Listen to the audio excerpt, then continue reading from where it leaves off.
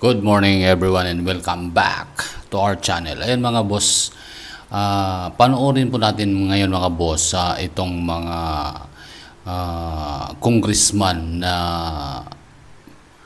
nakaupo dito sa Mindanao, na taga Mindanao actually, na mga congressman na bumoto dun sa impeachment case ni Vice President Sara Duterte.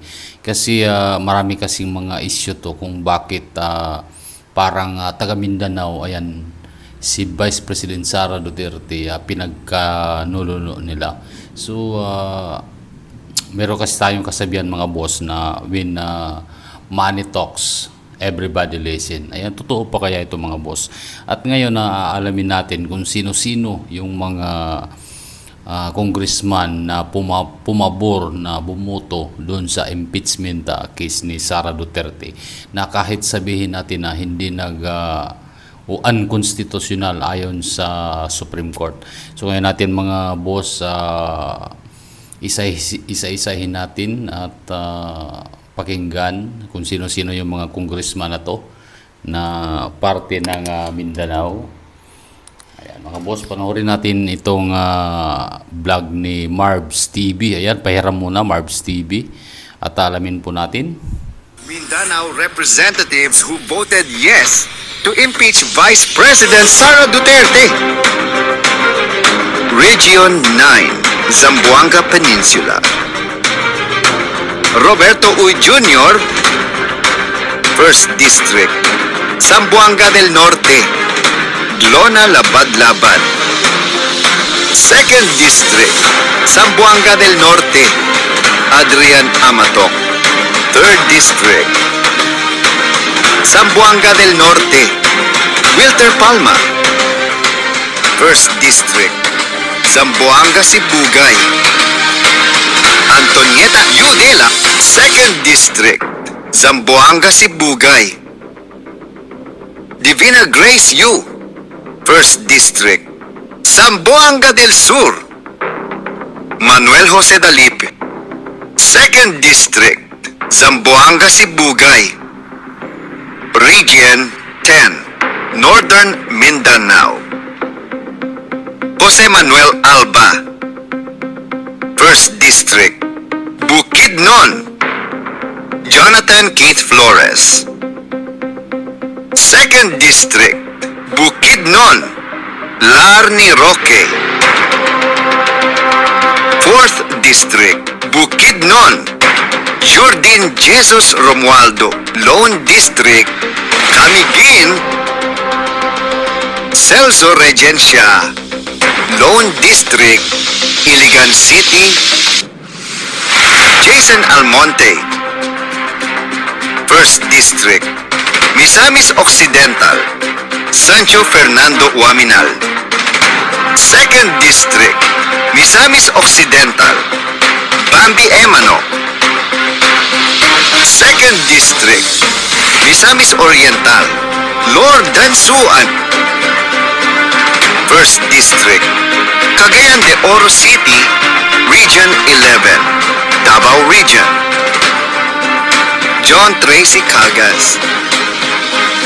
Lone District, Davao del Sur, Region 12, Soc Sergeant, Isidro Lumayag. 1st District, South Cotabato, Peter Miguel. 2nd District, South Cotabato, Samantha Santos. 3rd District, Cotabato City, Region 13, Caraga, Alfel Basco. 1st District, Agusan del Sur, Adolf Edward Plaza. 2nd District, Agusan del Sur, Ace Barbers.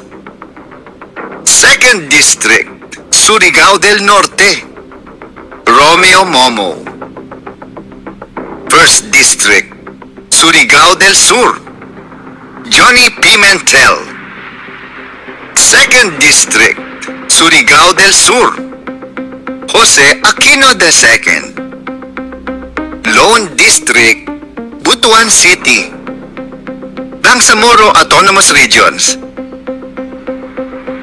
Zia Alonto Adiong, 1st District, Lanao del Sur, Yasser Balindong, 2nd District, Lanao del Sur, Dimple Mastura, Lone District, Maguindanao del Norte, Amina Dimaporo, 2nd District, Lanao del Norte, Samiertan, 1st District, Sulu, Abdul Munir Mundok Arbison, 2nd District, Sulu, Dimsar Sali, Lone District, Tawi-Tawi. Yan po ang confirmed names mula sa listahan na umiikot ngayon. Kung titingnan natin, ang mga bumoto ay galing sa Mindanao mismo, which is interesting dahil dito rin nagmumula ang political base ng pamilyang Duterte. This shows na kahit pare-pareho silang Mindanao bloc, hindi ibig sabihin ay iisa ang boto o loyalty. Iba-iba ang pananaw, iba-iba ang political interest. O sabi nga nila, pera-pera lang yan. Ayan mga boss, so pera-pera lang daw yan. So tunghayan na lang po natin yung mga malaking pangalan yan ng mga congressman at kung sakasakali ayan mapababa si Pangulong Ferdinand Marcos Jr., ano kaya naghihintay sa kapalaran sa kanila? O kasi siyempre pag bumaba yung presidente dahil sa nagkaroon ng maraming problema ayan sa bansa, automatic yun ayon sa konstitusyon ang successor nun ay si Vice President Sara Duterte.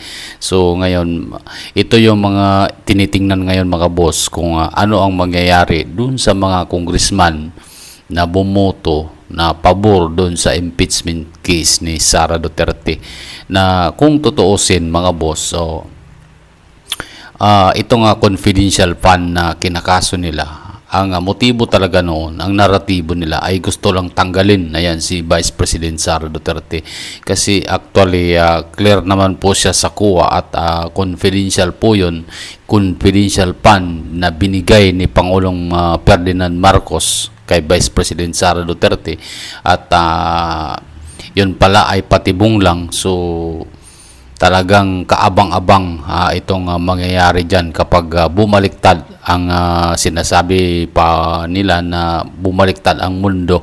So ano kaya yung maghihintay na kapalaran ayan dito sa mga congressman na bumoto dito sa impeachment case ni Vice President Sara Duterte. So ayan mga boss, abang-abangan na lang natin kung ano yung mangyayari.